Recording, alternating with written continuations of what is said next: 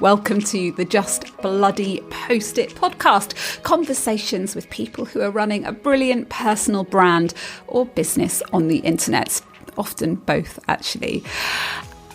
What does it say when you keep inviting therapists onto your show? It must reflect who I'm following, what I'm engaged with, and what I need at the moment. I hope it works for you too, because this week, rather wonderfully, psychotherapist, best-selling author, mum and supporter of mums, Anna Mathur's here, talking about how it's so okay to lose followers on Instagram. I actually don't mind it because I think, right, either those 500 people that have gone this week, I'm not for them, or they don't need this anymore, or they're not in a place where they want it, or actually I'm just annoying because I'm not their cup of tea.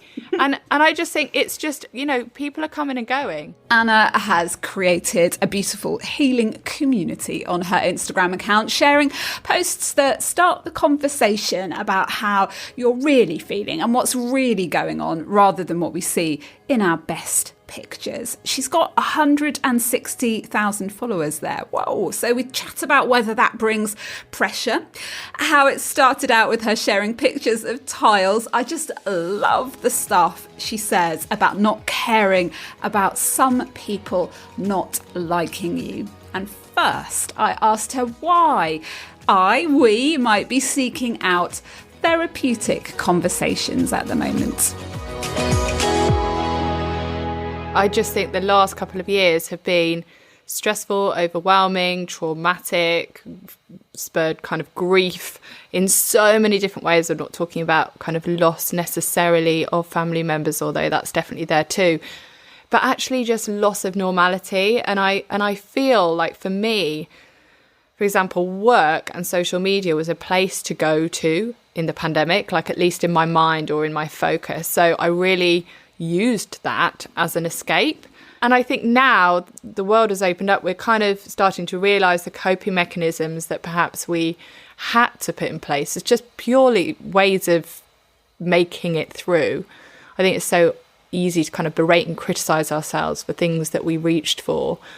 And I was listening to a podcast earlier when I was in the car on the way back from the dentist, and they were talking about alcoholism, for example, and how there's been more kind of alcohol-related deaths than ever because people have just been reaching for things to give them that sense of escape. So I feel like so many of us recognise that we've reached for, social media as our kind of escape into other people's lives. It gives that, and work, it gives us that sense of kind of almost physically, mentally, emotionally going somewhere else when we actually haven't been able to.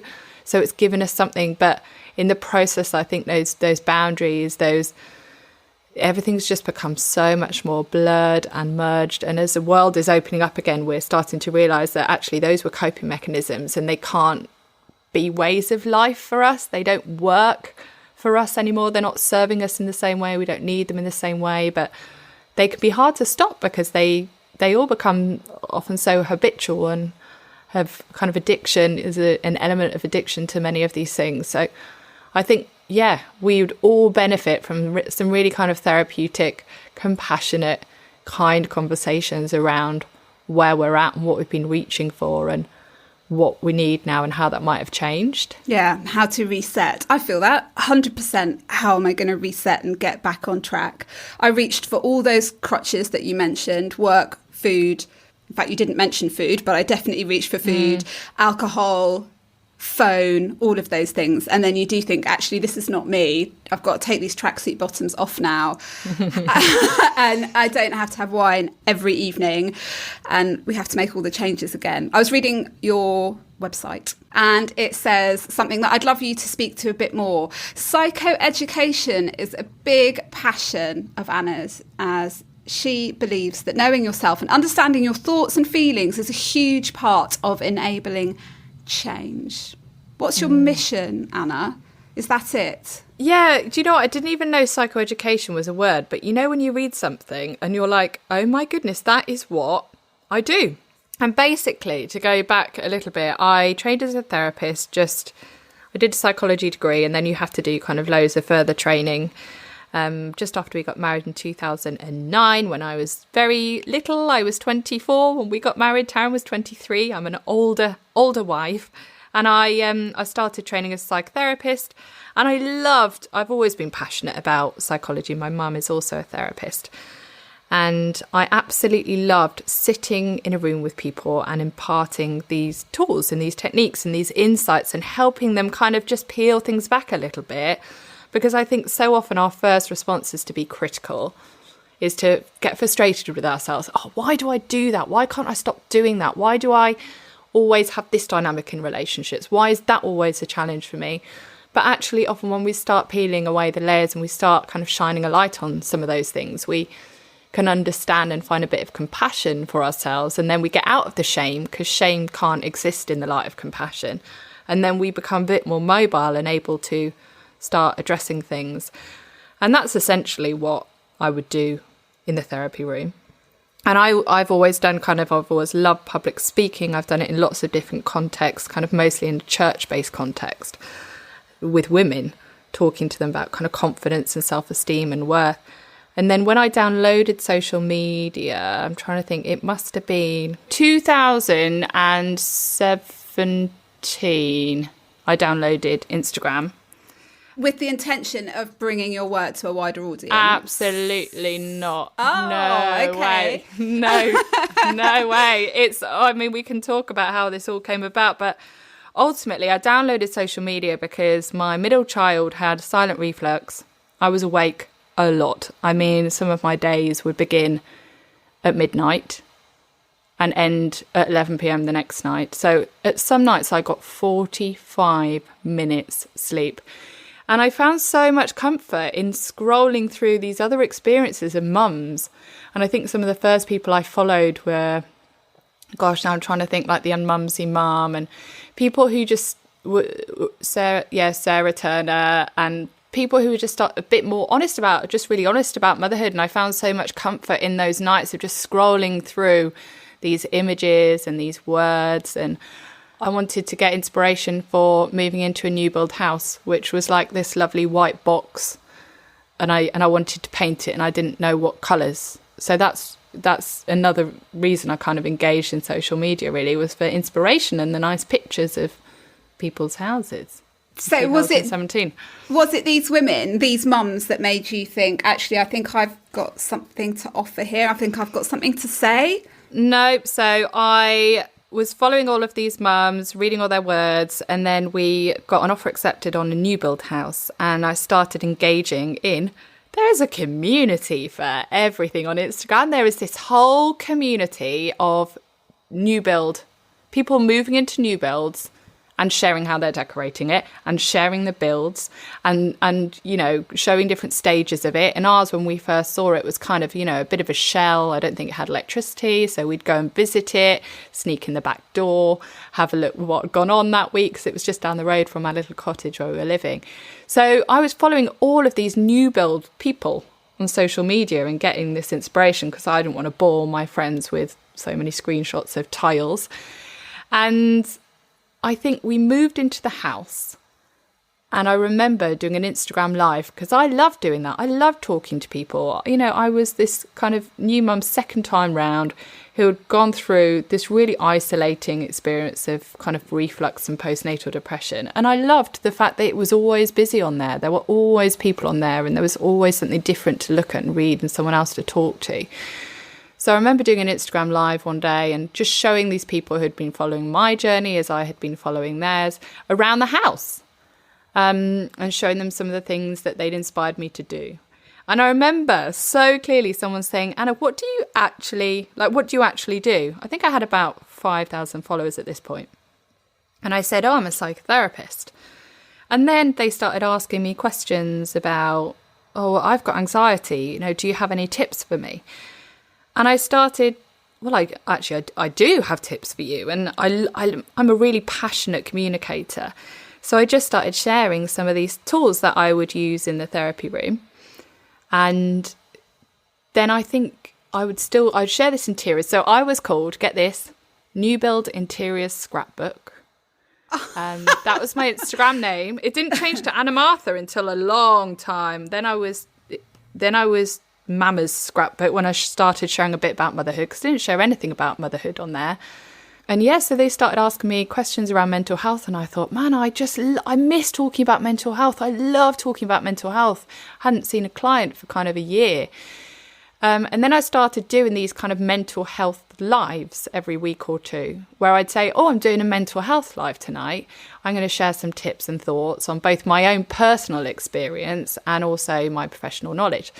And then it became a thing that I would do these mental health lives amongst all of my house lamps and my painting rooms. And I remember specifically writing a post about anxiety and thinking, oh gosh, this is like going to be so jarring. All of my stuff is about interiors, and now I'm putting a post about anxiety. It just went really well. People found it really helpful, and I've always loved writing. I've got bits of books that I've written since I was a teenager on my, in notebooks and on laptops, and I would just write and post bits and pieces. It was a kind of a very slow evolution of becoming more confident, of using that space for that and less so. Because to be honest, I love doing the interiors of my house, but now they're done. I'm not one of these people then to kind of keep buying stuff and keep changing stuff. No room's kind of really changed since we first decorated it. So I no longer needed to use my Instagram for that. How long could I string out different angles of different rooms? And the audience, or you're following your community, they showed you the way. I love those kind of Instagram accounts where actually it wasn't like, right, I've arrived to tell you something. No. I've done a thing, I've made a thing. And actually it's through the conversations with your people, and just maybe like putting something very honest out there and realizing that lots of other people feel the same way, have the same experience. You can really find your niche, your space. Yeah, and don't get me wrong, like people left in droves.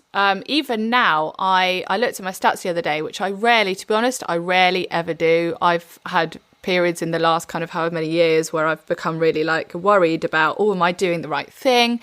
Am I sharing the right stuff? Do people not like this? Am I doing too much? Am I talking too much, too little, not about the right stuff? And it's so easy to become kind of fixated on those ever-moving stats as a bar of whether you're doing it right or not. But I looked the other day, and I think this is fairly consistent. I lose half the amount of people that I gain. So I think I generally lose about 500 followers a week. But so I gain 1,000. Literally 2 steps forward, 1 step back. Yeah, but you know what? Literally. I imagine it's the same thing. I can't look at that. I can't look at people that leave. I just like what purpose does it serve to be even kind of, looking at that stuff? I think. Do you know what? I would say, to reframe that slightly, I actually don't mind it, because I think, right, either those 500 people that have gone this week, I'm not for them, or they don't need this anymore, or they're not in a place where they want it, or actually I'm just annoying because I'm not their cup of tea. And I just think it's just always refining, or, people are coming and going. Like you were saying, like for a while, for a moment in time, the house stuff was super all you were thinking about, but then you moved away from that. And it could be the same thing with somebody's mental health, or their kids have got a bit older and they're not in that place. And, that people have their own reasons why you're not for them anymore. Yeah, and it's not a statement on the entirety of who you are and what you're doing, because I think that's the danger, isn't it? When there's anything that gives us constant feedback, it's so easy to apply so much meaning. And I think Instagram has changed my life in so many ways, but in one way, it's really helped with my people pleasing, or helped me address my people pleasing, because I just don't feel like I can be there in at all a healthy way if I'm trying to please people, because you can't. Like, you literally can't. You'll change some people's lives and you'll piss some people off.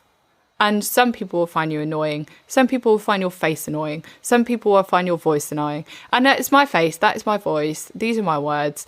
You are so free to come and engage, come and let it change you, or not.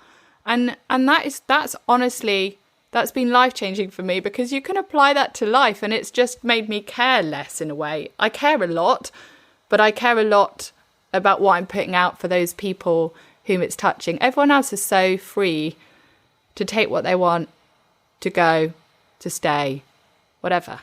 Yeah. 100%, yeah. Did everything really blow up numbers-wise? I mean, you've got 160,000 people following you on Instagram. Anna, does that bring pressure with it? Or do you have have you reached the same Zen-like place around that? Does it bring pressure? I think when you actually think about the numbers, number one, I know that not that many people are actually engaging or watching my stories or like reading my posts, and some people will just swipe past me. So it's not that many people that are actually engaged ever, is it? To actually imagine that many people is wild, isn't it? You know, I might think, oh, my story views are this. It's both a privilege and a responsibility. I have a responsibility, right? Those people are there. I have a responsibility. I have this platform, and I feel that I have a responsibility to use it well. And often when you're talking about mental health as well, and you're speaking to mums, you know, there are so many vulnerable people within that. So I've had to be really strong with my boundaries around how I engage with people. And that's been challenged and changed over the years, really, as I've realised quite what that responsibility means.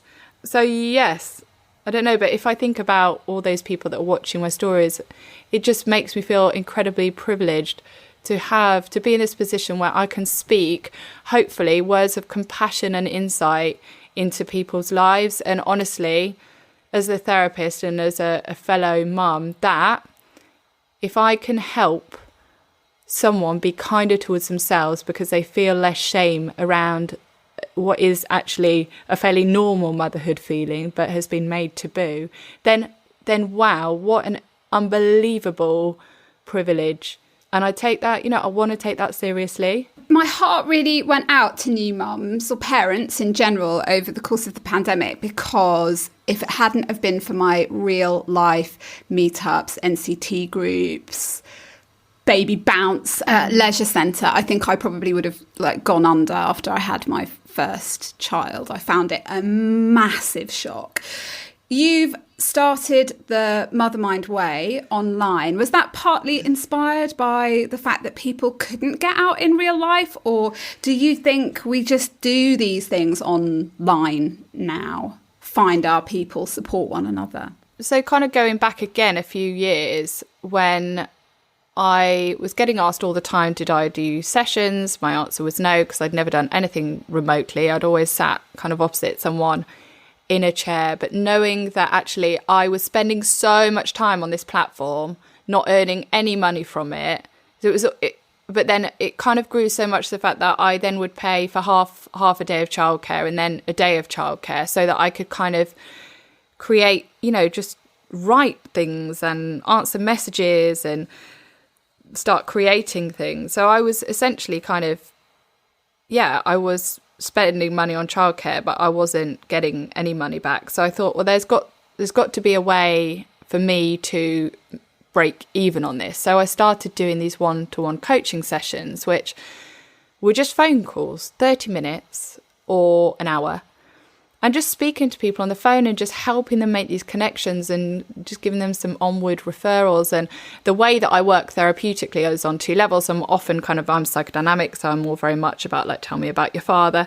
But then I'm also quite kind of solution focused. So I will give tips, and I'm quite very, it's very conversational and quite dynamic. And that worked really well in this format.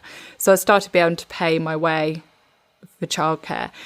And then I've always written kind of notes at work and kind of guide notes around talks and reading notes and stuff. And I thought, I want to write something. I wrote this poem called Nice Girl. And it was about people pleasing. It was about the impact of people pleasing on my life. I put it out there. I just put this poem on my blog, I think, and it got loads of response and people saying, I don't know what to do. I totally relate. People pleasing really holds me back. So I wrote a course and I launched it on a platform. I can't remember what it was called. I think it was Teachable or something, to make it cheaper, because it wasn't cheap to run it on that platform. I then produced it as a PDF, and then that's when I started kind of being able to provide what I felt were really affordable but useful resources through social media to then cover the costs that went into it. And moving forward, I then did the Reframing Anxiety course. I've done like the Week on Worth course, and then actually books came out of these. So that's a whole nother story of how that came about. I started realizing that actually I can, with a camera, I can talk in front of the camera and put things out for people, or I can do webinars, and I can help more people for cheaper, you know, for them to make things accessible. And I can help a lot of people more than I can do if I'm spending 4 hours on the phone seeing clients, doing coaching sessions. So I started providing, kind of different resources and doing what I called these sofa sessions, where I would just sit and talk for 45 minutes, an hour on a topic like mum guilt or different phobias or health anxiety, things that I'm always talking about, but I could go in a bit more depth, and I could sell tickets for that. And in the pandemic, I remember sitting there with my friend who'd had her baby in the first lockdown, and she was telling me about how she hadn't seen the midwife, and she hadn't, you know, done any kind of parenting or baby groups, or she was just feeling quite isolated. And I get these thoughts and my mind runs wild, and I'm like, I've got to do something, Hannah, I've got to do something. What can I do? What can I do? So then I launched the Lockdown Mums course, which was 4 weeks, 4 hours, and it was free, or like a donation. And I hardly made any money. I didn't even really cover the cost, because of course if you're going to offer something for free or a donation, the majority of people did it for free. But that was fine, and it went out. That was consumed by over 10,000 mums. What? Yeah. Goodness. And you know what? This is the amazing thing. Think of the help. Think of all the... This is it. And this is the privilege. This is the absolute privilege. And I feel like I've been gifted this platform, which, let me tell you, it, as you know, it is not, in one way, it's a privilege and a gift, but it's an enormous, like, time-consuming thing. So it kind of is a two-way street. It's both a gift and a privilege, but also a huge amount of work behind the scenes that people who don't have Instagram accounts probably, you know, aren't aware of quite what goes into it and what's behind those scenes, in the dark sides and all of that. But yeah, I just thought, man, this is just the most amazing thing, to be able to essentially go into the living rooms of these mums who haven't spoken to midwives, who haven't made friends, and talk to them about, you know, just all of those feelings, those anxieties, the guilt, the exhaustion, the conflicting feelings that we have in motherhood, and just be that, hopefully, that dose of kind of real therapeutic compassion that we get in bits from friends and midwives and, you know, health visitors, hopefully. You must have got some unbelievable feedback, I imagine, at that time. Yeah, and it's funny because I think I do get really lovely, kind feedback. And I was trying to explain this to my therapist the other day. I was like, I'm so passionate about what I do, but you can get negative feedback. And if we're going to say, right, negative feedback isn't a statement of how good a person you are, it's not a statement of whether you're worthy of good things or love, then I also feel like good feedback, it's affirming that you're doing the right thing, but it doesn't, like, when I get good feedback, I think, oh, that's so lovely, I'm so pleased that helped them, but it doesn't make me feel like a better person. It doesn't make me feel a better person. So I'm kind of like weirdly disconnected. I remember crying the whole day my first book came out, the Mind Over Mother, and it was because I just felt so weird, like all of this attention and focus and kind words were coming towards me, and I felt like saying, don't look at me, look at the book. Like, read the words, don't, like, all of that kind of attention was so, like, squirmingly uncomfortable, because I was like, I am not better than anyone else. I'm not amazing. I've got this gift. And actually, I think my mum's a beautiful, articulate, passionate, skilled writer. Just not in any way that we've ever learned. And my grandpa, he wrote the most beautiful poems in a similar kind of style to the poetic way that I write. I feel like it's this thing that has been given to me through generations. I have got the honour of having this way of writing that I love. And I'm just using it in a way that I feel I can, right? It's something that's been given to me. It is not me. It's weird. I have this weird disconnection between what I do and who I am. It doesn't make me a better person. I'm so pleased I can help people, but that doesn't make me feel better about myself. That's like separate.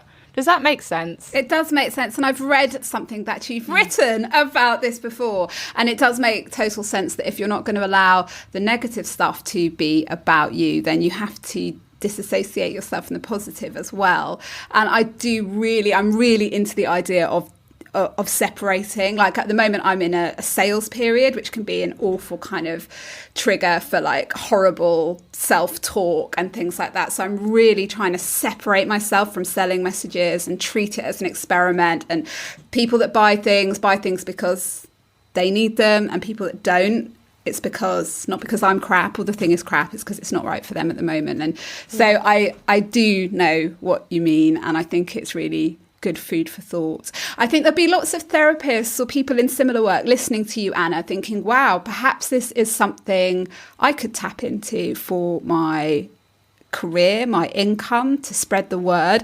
If somebody's listening and they'd like to start doing social sharing more effectively in your space, what would you suggest? Write and communicate in a way that fits with you. The more I've ever tried, the harder it's ever been. And I just feel like if I write a post, like last night I wrote a post after just a crazy day, and I was just, oh my gosh, it's been so hard, and I'm trying not to drink that much at the moment, so my natural thing would have been like, just give me a gin. But I didn't, and I just wrote my feelings down, and it was all about the conflicts in motherhood of like, I want to hold them close and I want to run away, and I love them, and this is amazing, and this is hard, and it's messy, and I'm confident and I'm anxious. And it's all of these kind of polarities of feelings in motherhood. And I just wrote that down, on the sofa, and it did really well, this post. I looked this morning and it had done really well. But then there have been other times when I've thought, oh, I've got to post something, and I've curated something, and it hasn't come from, it's come from a more like head place than a heart place. And those things just always get responded to very differently. So I just think it's really hard to be on social media if you're trying to be anything other than communicating in a way that kind of comes fairly naturally for you. I only really grow because people share my words, and they comment on them, and then they save them, and that's, I love it when people save my words. I think, well, I hope that's something for them to come back to. I hope it can help them again. So yeah, I mean, for me, it would be to recommend that communicate in a way that is ethical as a therapist. It is right. You have to go through to really think how much of yourself do you want to bring into it. It's unusual, I think, to have a therapist who brings so much of her personal experience. But my stance is that on my Instagram, when I'm writing, I'm not writing as the therapist. I'm writing as the therapist mum. I'm a mum who happens to be a therapist. I'm applying this stuff to my life, and this is my observations of my life. I'm not there telling everyone kind of this is how it works and this is how to do it. I do a lot more formal kind of talks and stuff where I am coming more from that place. But I'm someone who has always brought my own experience into this space, but weirdly not in a therapy session. I don't do that. It's not the way I work clinically. So it's just been really interesting. I didn't really know that you could be a therapist online and talk about yourself. I thought it had to be kind of diagrams and research and facts and stuff. So it's been a journey for me. And my recommendation would be to write or communicate from that place that is authentic and ethical in a way that you work. It's difficult not to force it. I think when you're feeling self-conscious, it doesn't come naturally to you. You're feeling like, oh my gosh, I should be on Instagram. I should be doing this, that and the other. But if you can start to write and start to talk, I think almost anybody can find their voice. But it does take perhaps pushing through more for some than others, the awkwardness. And, I think maybe with therapy, there's a more old school attitude that it is a behind the scenes thing. I don't know. You talk about Instagram really positively as an overwhelmingly positive experience for you. Do you see the dark sides? Does any of that come into your inbox? Yeah, very luckily not, because I feel generally people see the heart behind what I do. There have been the odd comments here and there, and I've really found myself having to go through that process of trying to separate out again what is me, what is them. And I'm very privileged in my job to have that kind of insight of people's behind the scenes. So I have that insight of where so much of this comes, so much of kind of the horrible perhaps comments come from, or the things that aren't maybe worded in the nicest way. I think it's so easy then to hone in on those and give them so much power. And actually, and just, you know, it's like that old, you know, you'll always remember the bad things people say, and then you can completely lose sight of the good. But I've got a little folder on my phone where I keep some screenshots. I haven't added any for kind of a couple of years, really, screenshots of people's DMs of how my words have helped them. And that just helps me, just kind of flicking through a couple of those helps me just widen my vision again, rather than just kind of honing into that one bit of negative feedback. And I have to accept, like, yeah, there are going to be people that don't like what I do, that don't like me, that don't like how I do it. That's just how it is. And I've had to come to terms with that. I've had to come to terms with the fact that people won't like me. And that isn't the entirety of, that isn't a statement about who I am. There are people that do. So therefore I'm clearly likable. My family love me. I can go back to that, you know, and they see all of me. And I think it's just kind of shifting your focus a bit. And as you were saying about growth and stuff, I think, you know, it's so easy to get caught up in the numbers. And sometimes we have to, if that's our business, like we kind of, you know, there does have to be a focus on numbers and growth. But if your post is liked, or often people go past stuff and don't even like it, they might read it.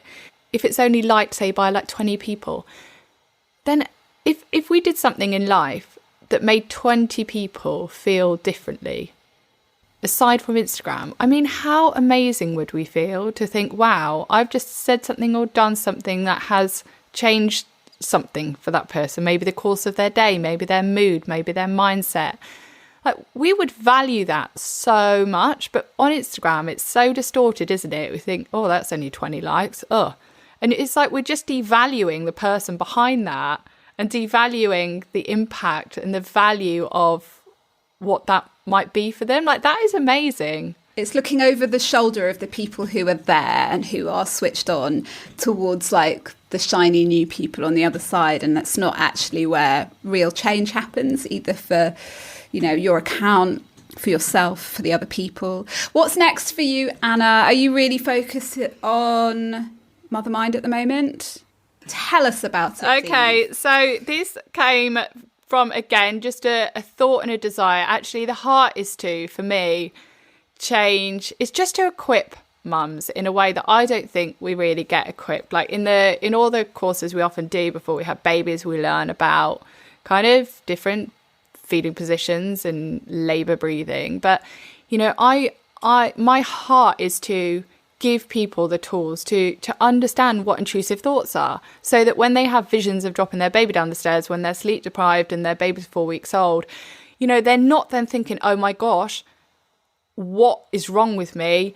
I can't tell anyone about that. They'll take my baby away. This is horrendous. I don't deserve this baby. And then suddenly people are in this spiral of shame because they have very normal fears and anxieties. And I think we're just not given the tools to know what is normal and to have compassion. So shame creeps in, and then we do all of these different things to try and protect ourselves from judgment and out of fear.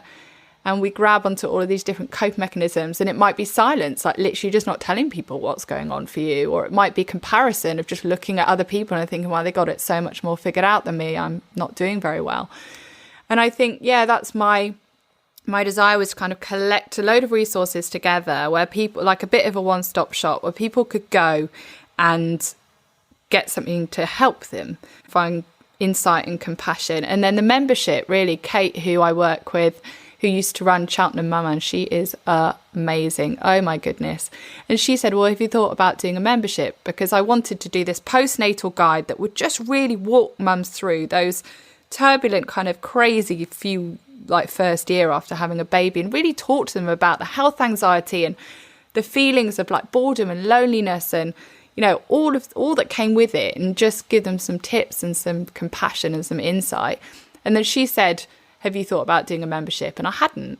Yeah, it's become like the main part of the Mother Mind way, really. We've got about 180 members there now. So it's all about the mum. It's not about equipping people for parenting or being better. It's about nurturing the mum. So we have like nutritionists and different therapists teaching different techniques, and like exercise people, meditation. We have a whole host of different professionals there each week. Very cool, Anna. May it go from strength Thank to you. strength. I'm feeling really inspired by what you can do with an online audience. I think it's kind of an amazing thing. I really appreciate your time and your thoughts and your wisdom and your honesty. It's been brilliant. Oh, thank you so much for having me. I hope it was helpful. It's been lovely to chat. So I have popped a link to the Mother Mind Way membership into the show notes if that's something that you might be interested in joining. Audiences like Anna's bring opportunity. They really do. They take time to build, and just like Anna, the thing people could find most valuable about you, the most valuable thing that you know and stuff you can talk about, could be just the things you're not talking about yet. Think of that. What are you holding back on? I love you for listening. If you subscribe, you'll get a notification when a new episode comes out. And if you have time to share a 5-star review on iTunes, it really does help others to find the show. I'll be back soon. Bye.